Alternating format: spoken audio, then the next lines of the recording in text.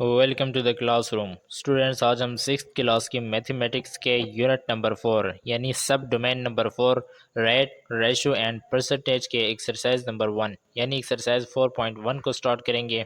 Exercise 4.1 को start करने से पहले आपको समझ लेना होगा कि रेट रेशो होता क्या है। सबसे पहले हम रेशो को करेंगे यानी एक्सरसाइज 4.1 में हमारे पास रेशो के क्वेश्चंस हैं, तो हमें जान लेना होगा कि रेशो क्या होता है। रेशो की डेफिनेशन हमारे पास है।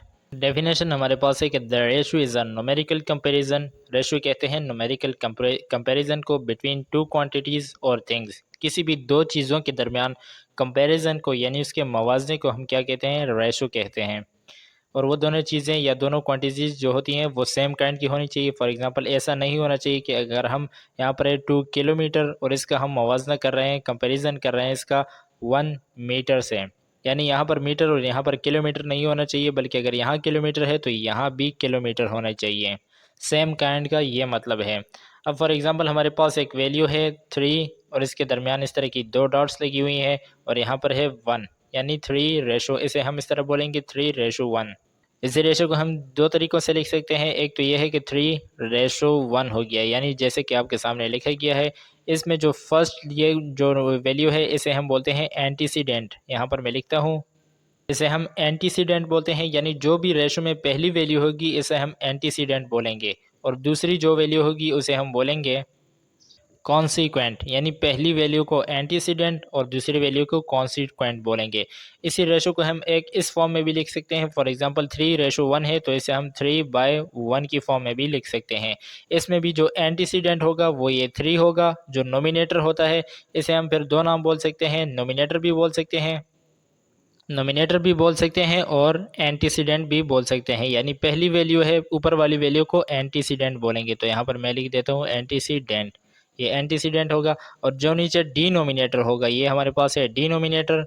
इस डिनोमिनेटर को हम क्या बोल सकते हैं, कॉन्सिक्वेंट बोल सकते हैं, क्योंकि ये दूसरी वैल्यू होती है तो इसे हम कॉन्सिक्वेंट बोल सकते हैं। सी से आएगा कॉन्सिक्वेंट। जो ऊपर वाली वैल्यू होगी उसे एंटीसीडेंट और जो नीचे वाली डिनोमिनेटर होगी उसे हम कॉन्सिक्वेंट बोलेंगे। तो ऐसे लिखने के दो तरीके हैं, एक रेशो में भी लिख सकते हैं और फ्रैक्शन में भी लिख सकते हैं। तो ये थी इसकी शॉर्ट सी डेफिनेशन। अब बढ़ते हैं पार्ट नंबर 1, क्वेश्चन नंबर 1 की तरफ। क्वेश्चन नंबर 1 में हमारे पास एक स्टेटमेंट है और इसमें कहा जा रहा है कि the table show the obtain mark of grade 6 student in mathematics, यानी कहा जा रहा है कि ग्रेड 6 यानी क्लास 6 के मैथमेटिक्स का टेस्ट हो गया और इसके जितने भी मार्क्स है स्टूडेंट्स के वो सामने हमें टेबल में दे दिए गए हैं। अब हमसे कहा जा रहा है कि write down the each given ratio of obtain marks in other two forms. अब आपने क्या करना है कि जो ऑब्टेन मार्क्स हैं यानी जितने स्टूडेंट्स ने जो नंबर लिए हैं उनको आपने रेशो की फॉर्म में लिखना है। तो इसमें जो हमें फर्स्ट पार्ट दिया गया है, फर्स्ट पार्ट में हमें कहा जा रहा है कि जीशान टू अरसलान, जीशान टू अरसलान, यानी जीशान और अरसलान के जो मार्क्स आए हैं, जितने उन्होंने मार्क्स लिए हैं, इनका हमने रेशो फाइंड करना है। तो यहाँ पर लिख लेते हैं सॉल्यूशन। सॉल्यूशन लिखने के बाद हम लिखेंगे जीशान पहले है तो लिखेंगे जीशान, यानी जीशान यहाँ पर एंटीसीडेंट है, रेशो लगाएंगे दरमियान में। सेकंड हमारे पास है अरसलान, यानी अरसलान यहाँ पर कॉन्सिक्वेंट है। अब जीशान के जो मार्क्स हमें टेबल में बताए हैं वो हमारे पास हैं 80, तो इस जीशान की जगह पर हमने 80 यानी जीशान के मार्क्स लिखे और यहाँ पर हम अरसलान के मार्क्स लिखेंगे जो कि हमारे पास हैं 50। 80:50, यही हमारे पास आंसर है। इसे आप इस तरह से भी लिख फ्रैक्शन की फॉर्म में भी लिख सकते हैं, यानी 80/50, ये इस फॉर्म में भी लिख सकते हैं और इस फॉर्म में भी लिख सकते हैं। ये रेशो की फॉर्म है और ये फ्रैक्शन की फॉर्म है। इसी तरह हम सेकंड पार्ट को भी सोल्व करेंगे। सेकंड पार्ट में हमारे पास है हिबा टू शौकत, यानी हिबा और शौकत के जो मार्क्स हैं उनका हमने फाइंड करना है रेशो। तो रेशो फाइंड करने के लिए हम यहाँ पर लिखेंगे सॉल्यूशन। सॉल्यूशन लिखने के बाद फर्स्ट यानी एंटीसीडेंट हमारे पास है हिबा, तो हिबा को लिखा, दरमियान में रेशो, एंड सेकंड जो कॉन्सिक्वेंट हमारे पास है वो है शौकत, तो लिखेंगे शौकत। अब हिबा के जो मार्क्स हैं वो हमारे पास हैं 35 एंड शौकत के जो मार्क्स हमारे पास दिए गए हैं वो हमारे पास हैं 55।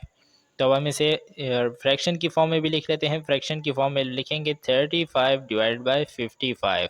तो ये फ्रैक्शन की फॉर्म में और ये रेशो की फॉर्म में, दोनों फॉर्म में हमने इसके आंसर्स लिख दिए हैं। थर्ड पार्ट हमें दिया गया है और इसमें हमारे पास है वसीम टू राबिया, यानी वसीम के जो मार्क्स हैं उनका और राबिया के मार्क्स का हमने रेशो फाइंड करना है। तो यहाँ पर लिख लेते हैं सॉल्यूशन। सॉल्यूशन लिखने के बाद एंटीसीडेंट हमारे पास वसीम है तो लिखेंगे वसीम। यहाँ पर मैं वसीम लिख लेता हूँ। वसीम लिखा, वसीम एंटीसीडेंट था तो पहले लिखा। राबिया कॉन्सिक्वेंट है तो राबिया को बाद में लिख देंगे।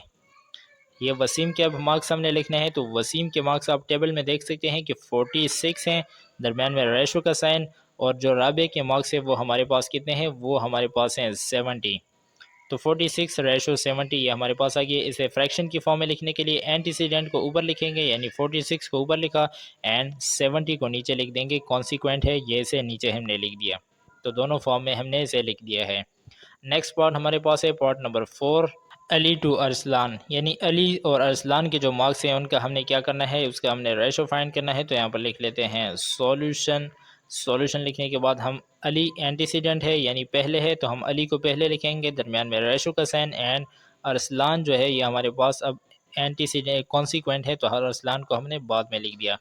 अब अली के जो मार्क्स हैं वो हमें टेबल में बताए गए हैं 85, और इसी तरह अरसलान के जो मार्क्स हैं वो हमारे पास हैं 50। तो 85 रेशो 50 हमारे पास आ गया। इसी को अगर आप फ्रैक्शन की फॉर्म में लिखना चाहें तो 85 जो है ये एंटीसीडेंट है तो एंटीसीडेंट को हम ऊपर लिखेंगे एंड 50 कॉन्सिक्वेंट है तो इसे हम नीचे लिख देंगे। 85 डिवाइडेड बाई 50 यही हमारे पास आंसर है। नेक्स्ट पार्ट हमारे पास है, उसमें हमें कहा जा रहा है कि शौकत टू अली, यानी शौकत और अली के जो मार्क्स हैं अब 10 मार्क्स हैं उसका आपने रेशो फाइंड करना है। तो यहाँ पर लिख लेते हैं सॉल्यूशन। सॉल्यूशन लिखने के बाद शौकत जो है ये एंटीसीडेंट है तो पहले शौकत को लिखेंगे, लिखा हमने शौकत, दरमियान में रेशो का साइन। रेशो का साइन इस तरह की दो डॉट्स होती हैं एंड कॉन्सिक्वेंट हमारे पास है अली तो अली को लिखा। अब शौकत के मार्क्स जो हमें टेबल में दिए गए हैं वो आप देख सकते हैं कि 55 हैं तो 55 को लिखा, दरमियान में रेशो का साइन लगाया। एंड अली के जो मार्क्स हमारे पास हैं वो है 85।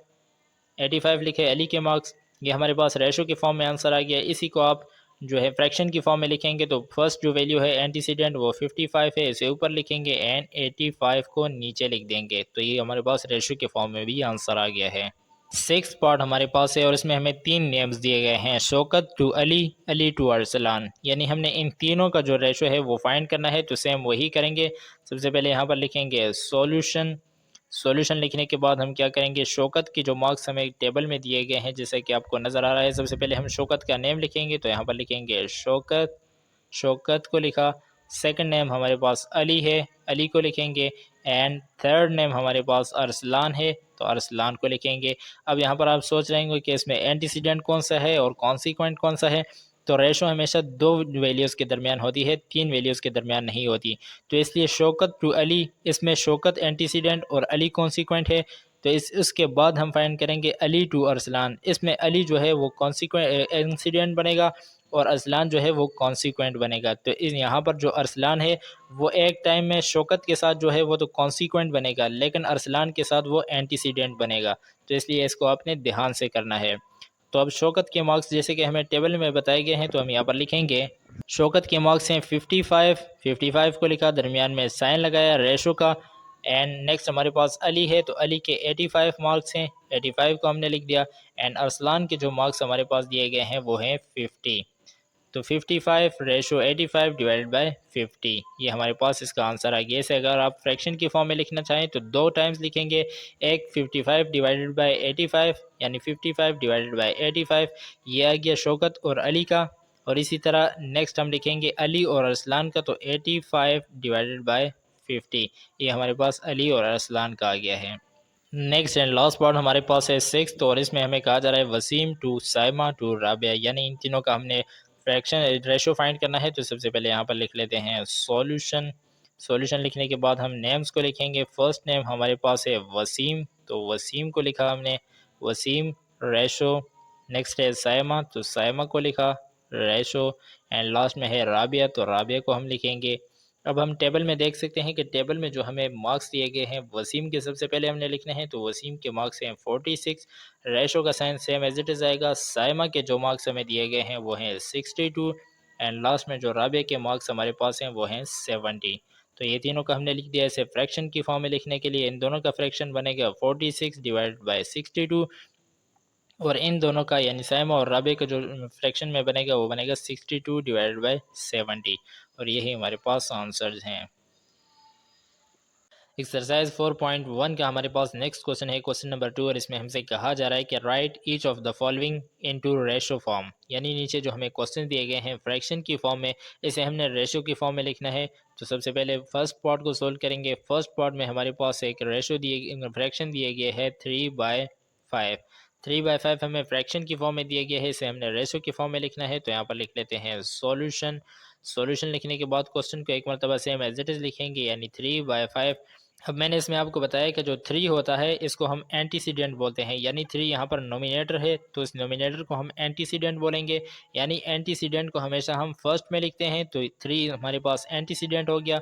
दरमियान में रेशो, यानी इस लाइन की जगह पर दरमियान में जो लाइन है इसकी जगह पर हम रेशो के साइन लगाएंगे, 2 डॉट्स को लगा देंगे। एंड नेक्स्ट वैल्यू हमारे पास जो डिनोमिनेटर है वो 5 है, और 5 ही हमारे पास कॉन्सिक्वेंट होता है। तो फर्स्ट हम 3 को लिखेंगे, ऊपर वाली वैल्यू को पहले लिखेंगे एंड नीचे वाली वैल्यू को बाद में लिखेंगे। तो ये हमारे पास रेशो की फॉर्म में इसका आंसर आ चुका है। इसी क्वेश्चन का सेकंड पार्ट हमारे पास है, और सेकंड पार्ट में भी हमें इसी तरह फ्रैक्शन की फॉर्म में क्वेश्चन दिया गया है 7/12। इसे भी हमने लिखना है रेशो की फॉर्म में। तो सबसे पहले यहाँ पर लिख लेते हैं सॉल्यूशन। सॉल्यूशन लिखने के बाद क्वेश्चन को एक मरतबा सेम एज इट इज लिखेंगे। 7/12 को लिखा। अब ऊपर वाली वैल्यू एंटीसीडेंट है तो पहले लिखेंगे 7 एंड 12 को बाद में, यानी कॉन्सिक्वेंट की जगह पर लिखा है तो 7/12 ये हमारे पास आंसर आ गया है।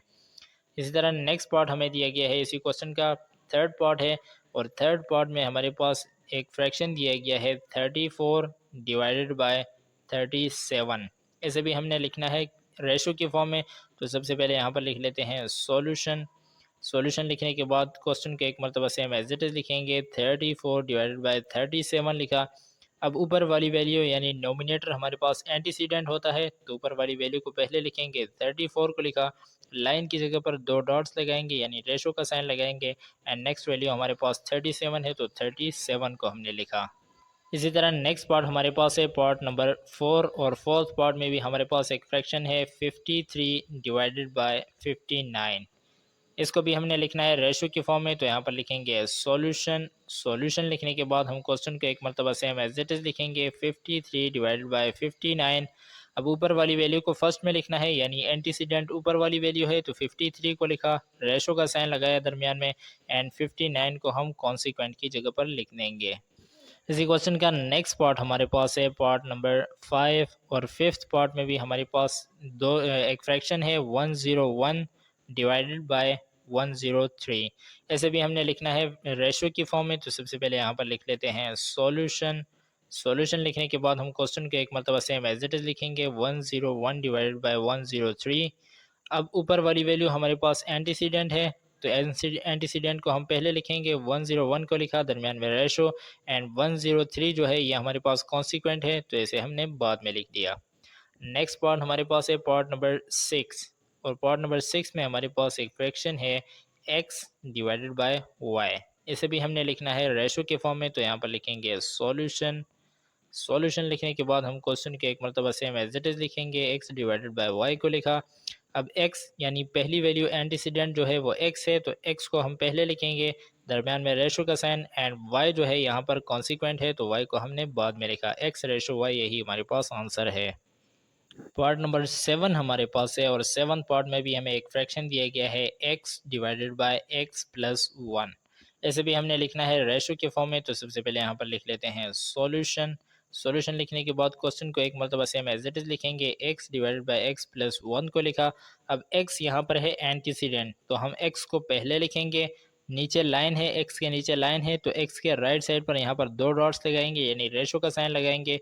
और नीचे वाली वैल्यू जो डिनोमिनेटर होता है ये पूरा हमारे पास कॉन्सिक्वेंट होता है। इसके बाद हम लिखेंगे x+1, यानी ये x हमारे पास जो था, ये वाला x जो था ये हमारे पास एंटीसीडेंट था। यहाँ पर मैं लिख लेता हूँ ये एंटीसीडेंट था, और ये x+1 पूरा जो है ये हमारे पास था कॉन्सिक्वेंट, तो इसलिए हमने कॉन्सिक्वेंट को उसके बाद लिखा, रेशो के साइन के बाद हमने कॉन्सिक्वेंट को लिखा, और यही हमारे पास आंसर है। नेक्स्ट एंड लास्ट पार्ट हमारे पास है पार्ट नंबर 8, और 8 पार्ट में भी हमारे पास एक फ्रैक्शन है a-b/p+q। इसे भी हमने रेशो की फॉर्म में लिखना है। तो यहाँ पर लिखेंगे सॉल्यूशन। सॉल्यूशन लिखने के बाद क्वेश्चन को एक मरतबा सेम एज इट इज लिखेंगे a-b/p+q। अब ऊपर वाली जो पूरी वैल्यू है ये हमारे पास एंटीसीडेंट है, तो इसे हम पहले लिखेंगे, यानी ए माइनस बी जो है इसे हमने पहले लिखा। दरमियान में रेशो लगाएंगे, रेशो इस लाइन की जगह पर हमने रेशो लगा दिया। एंड सेकंड वैल्यू यानी कॉन्सिक्वेंट हमारे पास है P plus Q. P plus Q को हमने रेशो के उसके बाद लिख दिया, और यही हमारे पास आंसर है। एक्सरसाइज 4.1 का नेक्स्ट क्वेश्चन हमारे पास है क्वेश्चन नंबर 3, और इसकी स्टेटमेंट है express each ratio into the fraction form. यानी हमें कहा जा रहा है कि नीचे जो रेशो की फॉर्म में आपको क्वेश्चंस दिए गए हैं इनको आपने फ्रैक्शन फॉर्म में लिखना है, यानी आपने इनको फ्रैक्शन की फॉर्म में लिखना है एंड देन सिंप्लीफाई। और फ्रैक्शन की फॉर्म में लिखने के बाद आपने इसे सिंप्लीफाई करना है। तो फर्स्ट पार्ट से स्टार्ट करेंगे। फर्स्ट पार्ट में हमारे पास एक रेशो दी गई है 50:60। 50:60 दिया गया है, इसे हमने सॉल्व करना है। तो सबसे पहले यहाँ पर लिख लेते हैं सॉल्यूशन। सॉल्यूशन लिखने के बाद क्वेश्चन को एक मरतबा सेम एज इट इज लिखेंगे 50:60। अब हमने लिखना है इसे फ्रैक्शन की फॉर्म में। तो फर्स्ट यानी एंटीसीडेंट जो होता है इसे हम ऊपर लिखेंगे, तो 50 को हमने ऊपर लिखा, डिवाइडेड बाय रेशो की जगह पर हमने नीचे एक लाइन लगाई और 60 को उस लाइन के नीचे लिख देंगे। 50/60 हो गया, ये अब फ्रैक्शन की फॉर्म में आ गया है। अब हमें कहा जा रहा है कि इसे आपने सिंप्लीफाई करना है, तो यहाँ पर ये ज़ीरो इस ज़ीरो के साथ कैंसिल हो गया, तो रिमेनिंग जो इक्वेशन हमारे पास बची है वो है 5/6। 5/6 ही इस क्वेश्चन का हमारे पास आंसर है। इसी क्वेश्चन का सेकंड पार्ट हमारे पास है। सेकंड पार्ट में भी हमें एक फ्रैक्शन रेशो दिया गया है। रेशो हमारे पास क्या है 55:65। इसे भी हमने सोल्व करना है, तो यहाँ पर लिखेंगे सॉल्यूशन। सॉल्यूशन लिखने के बाद सबसे पहले क्वेश्चन को एक मरतबा सेम एज इट इज लिखेंगे, 55:65 हो गया। अब इसे फ्रैक्शन की फॉर्म में लिखने के लिए फर्स्ट वैल्यू को हम ऊपर लिखेंगे, 55 को ऊपर लिखा, डिवाइडेड बाय इस रेशो की जगह पर नीचे हमने लाइन लगाई एंड 65 को इस लाइन के नीचे लिखेंगे। अभी हम देख सकते हैं कि दोनों वैल्यूज़ एक ही टेबल पर डिवाइड हो सकती हैं, यानी 5 के टेबल पर तो डिवाइड करेंगे। 5 1 ज़ा 5 एंड 5 1 ज़ा 5 हो गया, नीचे भी 5 1 ज़ा 5, 1 कैरी यहाँ पर गया, 5 3 ज़ा 15 हो गया। तो रिमेनिंग जो इक्वेशन हमारे पास बची है, ऊपर बच गया है 11 डिवाइडेड बाय नीचे 13 बच गया, तो 13 को नीचे लिखेंगे। 11 डिवाइडेड बाय 13 यही हमारे पास इसका आंसर है। इसी क्वेश्चन का हमारे पास थर्ड पार्ट है, और थर्ड पार्ट में अभी हमें एक रेशो दी गई है। रेशो क्या है 30:60। ये हमें दिया गया है, इसे हमने सोल्व करना है, तो यहाँ पर लिखेंगे सॉल्यूशन। सॉल्यूशन लिखने के बाद हम क्वेश्चन का एक मरतबा सेम एज इट इज लिखेंगे, यानी 30:60 हो गया। अब यहाँ पर हमने इसे फ्रैक्शन की फॉर्म में लिखना है, तो 30 को हम ऊपर लिख देंगे, डिवाइडेड बाय रेशो की जगह पर नीचे एक लाइन लगाई हमने एंड 60 को नीचे लिखेंगे। अब यहाँ पर आप देख सकते हैं कि ये ज़ीरो इस ज़ीरो के साथ कैंसिल हो गया है, तो रिमेनिंग जो इक्वेशन हमारे पास बच गई है वो हमारे पास है 3/6। अब ये दोनों वैल्यूज़ एक ही टेबल पर डिवाइड हो सकती हैं, यानी 3 1 ज़ा 3 एंड 3 2 ज़ा 6। तो फाइनल जो आंसर हमारे पास आया है वो है 1/2, और यही हमारे पास आंसर है। इसी क्वेश्चन का नेक्स्ट पार्ट हमारे पास है पार्ट नंबर 4, जिसमें भी हमारे पास एक रेशो है 85:90। इसे भी हमने सोल्व करना है। सोल्व करके इसे फ्रैक्शन की फॉर्म में लिखना है, तो सॉल्यूशन लिखेंगे। सॉल्यूशन लिखने के बाद क्वेश्चन को एक मरतबा सेम एज इट इज़ लिखेंगे, 85:90 हो गया।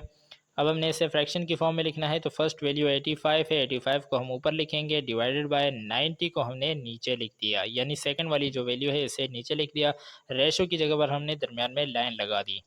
अब ये दोनों वैल्यूज़ एक ही टेबल पर डिवाइड हो सकते हैं, यानी 5 के टेबल पर तो डिवाइड करेंगे, 5 1 ज़ा 5, 3 के लिए यहाँ पर आ गया, 5 7 ज़ा 35 हो गया। नीचे भी यही करेंगे, 5 1 ज़ा 5, 4 के लिए यहाँ पर आ गया, 4 5 8 ज़ा 40 हो गया। तो हमारे पास जो फाइनल आंसर आया है वो है 17/18। अब ये दोनों वैल्यूज़ एक ही टेबल पर मज़ीद डिवाइड नहीं हो सकती, तो यही हमारे पास आंसर है। इसी क्वेश्चन का नेक्स्ट पार्ट हमारे पास है पार्ट नंबर 5, और फिफ्थ पार्ट में हमारे पास फ्रैक्शन जो रेशो है 75:85। इसे भी हमने सॉल्व करना है, तो यहाँ पर लिख लेते हैं सॉल्यूशन। सॉल्यूशन लिखने के बाद हम क्या करेंगे, क्वेश्चन को एक मरतबा सेम एज इट इज लिखेंगे, 75:85 लिखा। अब हमने लिखना है इसे फ्रैक्शन की फॉर्म में, तो फ्रैक्शन की फॉर्म में लिखने के लिए हम 75 यानी पहली वाली वैल्यू को ऊपर लिखेंगे, डिवाइडेड बाय नीचे हम लिख देंगे 85 को। 75 डिवाइडेड बाई 85 हो गया। दोनों वैल्यूज एक ही टेबल पर डिवाइड हो सकती हैं, यानी 5 के टेबल पर 5 1 ज़ा 5, 2 कैरी यहाँ पर आ गया, 5 5 ज़ा 25 हो गया। नीचे भी यही करेंगे, 5 1 ज़ा 5, 3 कैरी यहाँ पर 5 7 ज़ा 35। तो हमारे पास जो फाइनल इक्वेशन आई है वो ऊपर रह गया है 15 डिवाइडेड बाय नीचे रह गया है 17। 15 डिवाइडेड बाय 17 यही हमारे पास आंसर है। इसी क्वेश्चन का नेक्स्ट पार्ट हमारे पास है पार्ट नंबर 6, और 6 पार्ट में हमारे पास एक रेशो है 85/95। इसे भी हमने लिखना है, सोल्व करना है। सोल्व करने के बाद हमने इसे लिखना है फ्रैक्शन की फॉर्म में। तो क्वेश्चन को एक मरतबा सेम एज इट इज़ लिखेंगे, 85/95 हो गया।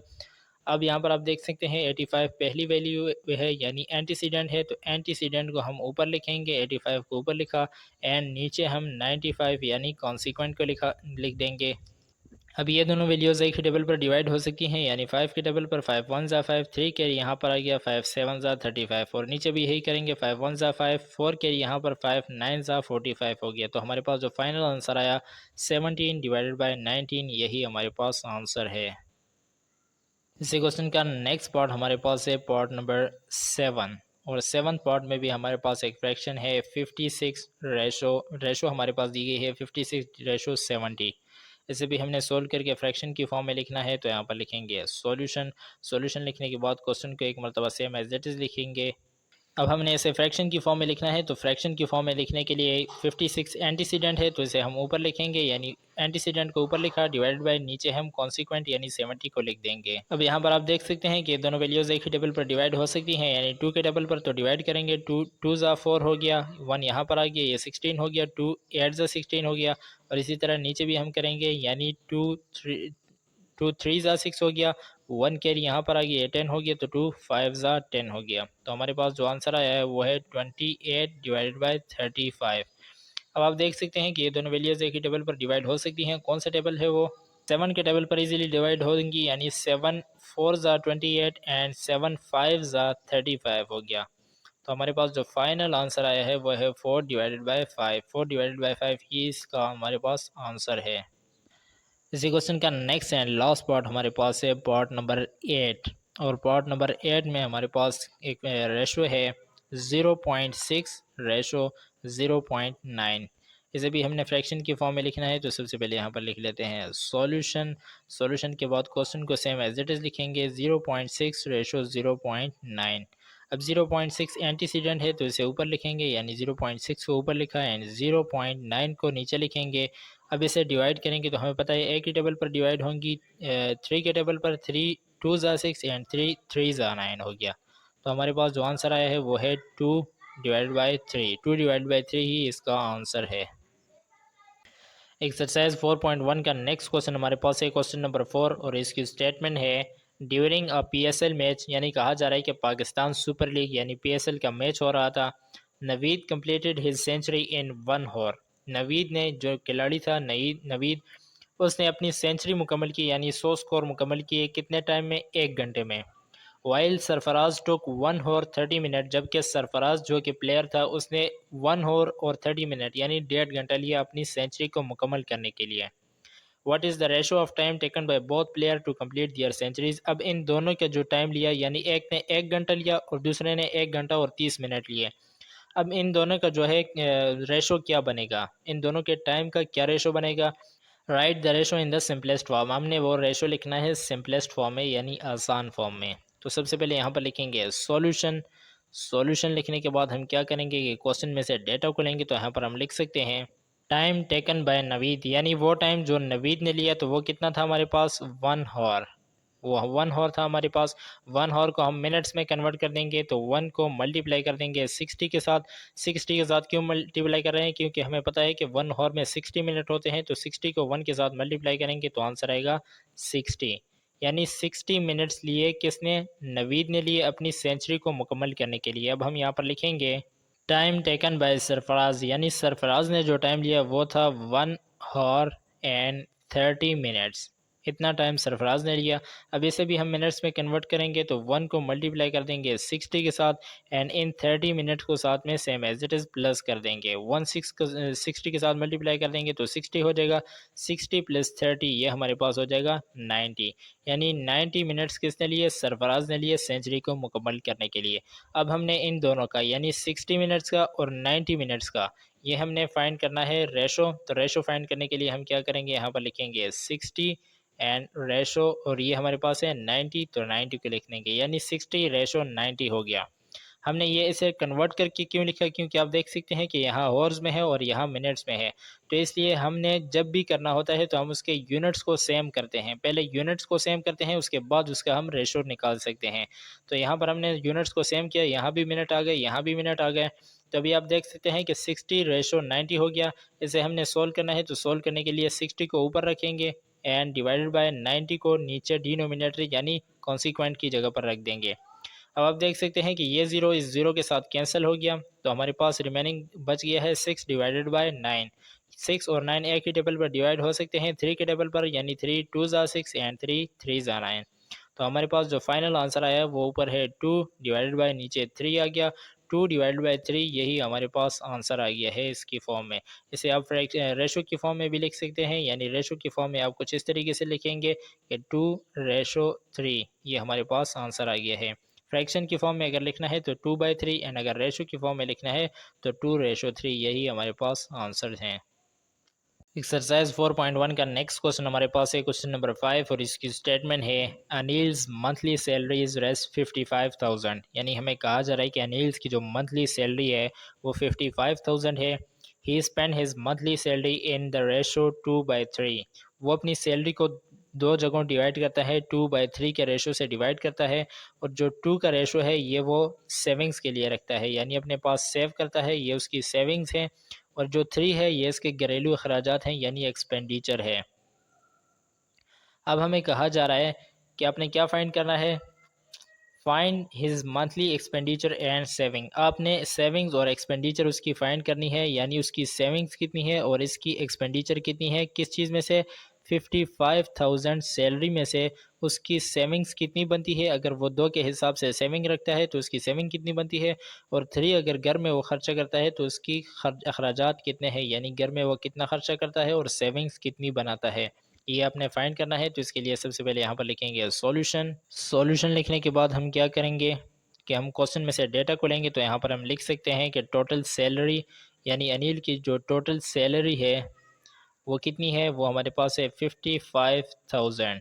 इसमें से वो सेविंग्स कितनी करता है, सेविंग्स के हिसाब से उसका जो रेशो बनता है वो है 2, और जो एक्सपेंडिचर है उसका यानी अखराजात हैं वह भी हम यहाँ पर लिखेंगे, एक्सपेंडिचर उसका है 3, और इसका रेशो क्या बन रहा है, हम यहाँ पर रेशो भी लिखेंगे, ratio is equal to, ratio उसका बनता है 2:3, क्योंकि 2 वो खर्चा करता है सेविंग में यानी बचाता है, और 3 वो खर्चा करता है घर के एक्सपेंडिचर में यानी अखराजात में। तो अब इसका यह रेशो बन गया। अब हम यहाँ पर लिखेंगे sum of ratio. Sum of ratio, sum of ratio क्या होता है, हमने इस रेशो को सम करना है, यहाँ पर है 2 प्लस लिखेंगे दरमियान में, एंड सेकंड हमारे पास है 3, 2 + 3 हम करेंगे तो हमारे पास क्या आंसर आना चाहिए, 5। ये 5 हमारे पास आ गया है सम ऑफ रेशो, यानी सम ऑफ रेशो हमारे पास 5 आ गया है। अब हमने उसकी सेविंग्स फाइंड करनी है, तो सेविंग्स हमारे पास 2 है, तो हम क्या करेंगे, 2 को लिखेंगे divided by sum of ratio से ऐसे डिवाइड करेंगे, मल्टीप्लाई टोटल सैलरी से ऐसे मल्टीप्लाई कर देंगे, यानी 55,000 से ऐसे मल्टीप्लाई करेंगे।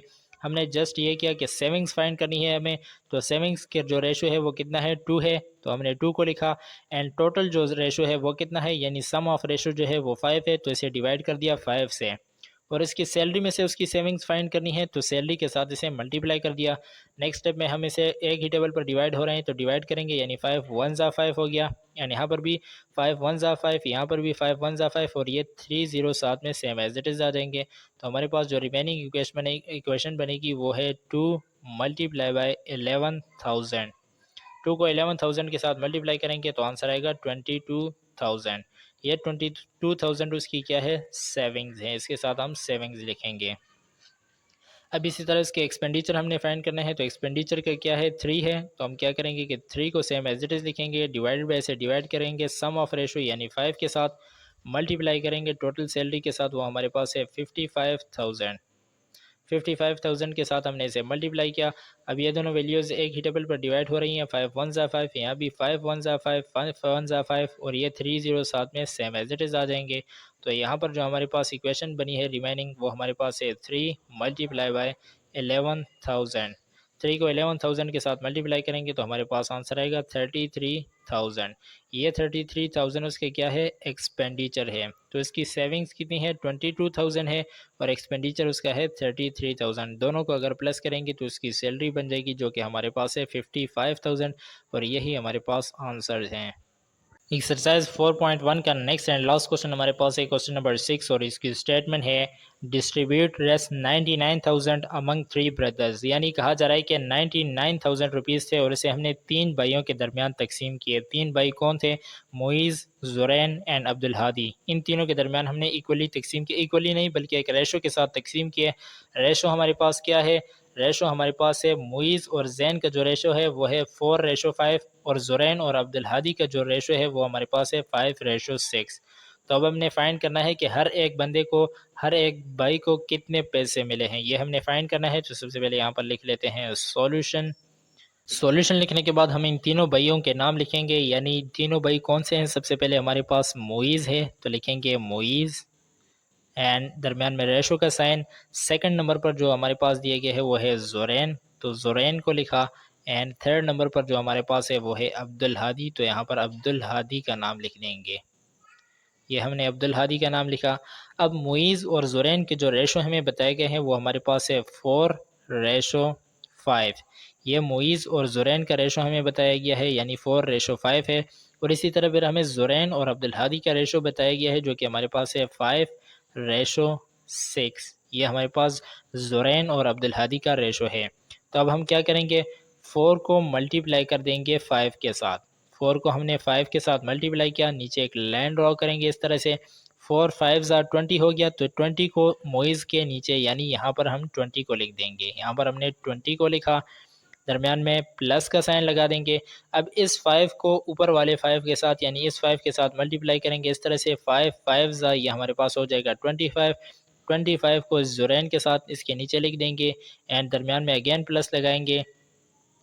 एंड अब हमने इस 5 को मल्टीप्लाई कर देना है इस 6 के साथ, तो 5 6 30 हो गया। ये 30 हमारे पास आ गया है अब्दुल हादी के शेयर्स। तो ये तीनों यानी मुइज़ के शेयर्स हैं 20, ज़ुरैन के शेयर्स हैं 25 और अब्दुल हादी के शेयर्स हैं 30। अब हम क्या करेंगे, सबसे पहले इसका सम ऑफ शेयर्स निकालेंगे। तो हम यहाँ पर लिख सकते हैं सम ऑफ शेयर्स, यानी टोटल शेयर जो है उनका सम क्या बनता है। सम फाइंड करने के लिए हम इन तीनों को आपस में प्लस कर देंगे, यानी 20 प्लस 25 प्लस 30। इन तीनों को हमने आपस में प्लस किया तो हमारे पास टोटल शेयर्स आ जाएंगे। टोटल शेयर्स हमारे पास यहाँ पर लिख लेते हैं टोटल शेयर्स।